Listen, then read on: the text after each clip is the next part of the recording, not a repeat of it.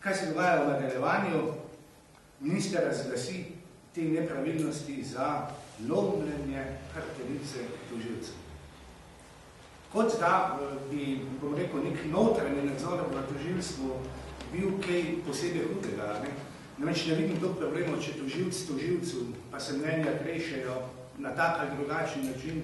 Večji problem je verjetno, če se nad tožilstvo spravi nekdo iz politike in usiljuje svoje rešitve. Minister Zalar je takrat rekel, da bi šlo seveda za lomljenje hrbtenice, nezakonitosti, velike nepravilnosti in tako dalje. Poudarjam, niti enega tega izraza. Niti enega tega izraza ne boste najdeli v poročilu nadzorne skupine. Niti enega. Odziv ministra je torej nenavadni. 8. januar Cveta Zalogar Vražen od mene že zahteva nadaljevanje seje. Scenarij je bil jasen. Zahteva za plenarno sejo državnega zbora. Veste, da se to poročilo tožilstva vsa leta je obravnavalo samo na odboru, ker se je ta obravnava tudi zaključila, pa vendarle je letos, odnosno lansko leto, je policija zahtevala obravnavo tega poročila na državnem zboru. In to je veljalo tudi še 8. januarja. Ampak pogledajte, 12. januarja pride do tistega navodila, prvi osnutek, drugi osnutek, tisti sestanki s tožilstvom, s tožilci in dokončne odločitve tam 27.1., ko minister Zalar ne pove, izdal bomo obvezna navodila. Služba vlade za zakonodaje mu pove, ta navodila niso potrebna, ta navodila niso ustrezna, ta navodila posegajo v zakon. Ali, razumite, drugače spreminjajo zakon z navodilom. To torej, kot veste, ni mogoče. No, 24. januarja smo mi imeli predvideno nadaljevanje seje odbora. Na tem odboru bi morali to poročilo v delu tožilstva za leto 8 obravnavati, odnosno nadaljevati obravnavo in bi morali sprejeti sklep, tak je bil vložen, da se poročilo v delu tožilstva za leto 8 obravnava na plenarni seji državnega zbora. Nekaj minut pred sejo, nekaj dni pred sejo je bil tisti znani klic predsednika vlade Pahorja generalni državni tožilki, ker je izrazil tisto pričakovanje, da bo vodila tožilstvo do konca mandata. To je seveda pomenilo za koalicijo, zlasti pa za gospod Ražmovo, neprijetno situacijo. In tik pred sejo odbora 24. januarja je pristopila k meni in rekla, da skušaj to sejo čim prej končati. Ker veš, mi bomo tisti naš sklep, ki smo ga vložili, čiž da gre poročilo o delu tožilstva na obravnavo na plenarno sejo državnega zbora, mi ga bomo sami vrgli, kot je rekla.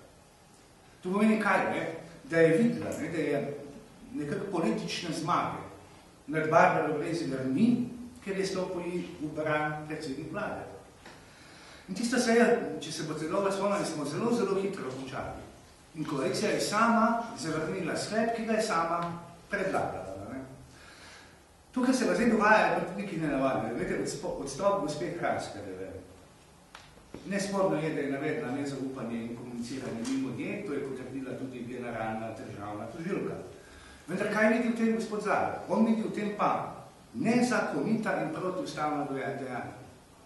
Pustite, v nezakonitosti odločajo sodišča, v protiustavnosti odloča ustavno sodišče. Ali je gospod Zalar že postal sodnik popoldan ali kaj ne vem? Ali je gospod Zalar že kak ustavni sodnik ali kaj ne vem? Ampak zdaj tisto, kar se mi zdi posebej kontradiktorno in na kar se rad posebej upozoril. Glejte, Barbara Brezigar je po mnenju koalicije kriva, ker ljubljansko tožilstvo ne dela dobro.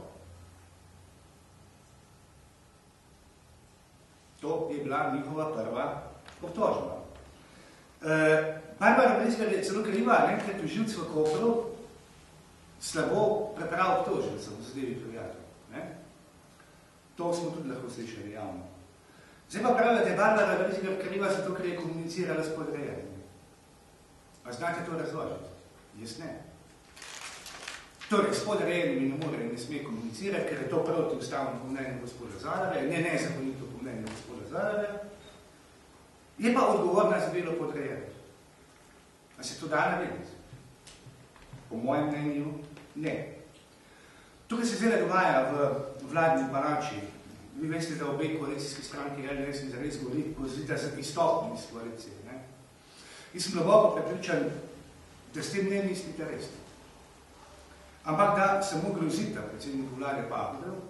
In zdaj, če se še vprašamo nekaj, ne? Kdo pa to so, ti igravci? Gospa Krisal je dobila 904 glasove na volitvah. Gospod Pahorjev je verjetno dobil par tisoč. Ne?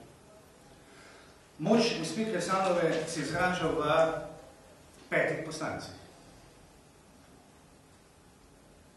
In skozi to moč 904 glasov izsiljuje predsednika vlade, ki je na volitvah zmagal. Teža politične stranke SD je 6-krat večja kot LDS. Pa vendar ne se to dogaja. Po mojem mnenju gre za grožnje in čisto nič drugega. Če predsednik vlade ne bo šel v menjavo gospe Brezidarja, bojo ti lepo ostali koaliciji, tako kot je treba. Bodo godernali, bodo javrali in še kaj, nič pa ne bojo ukrenili. Zakaj? Ker dobro vedo, da imajo še 2 leti in pol časa, da ustvarjajo lobije, da ustvarjajo mreže, da ustvarjajo kartele in tako dalje v korist sebe in svojih prijateljev. Eden tak so tudi stečajni upravitelji, zakon je že v davni obravnavi in bi mu lahko rekli, ker drugače, kot pa ne se mislil.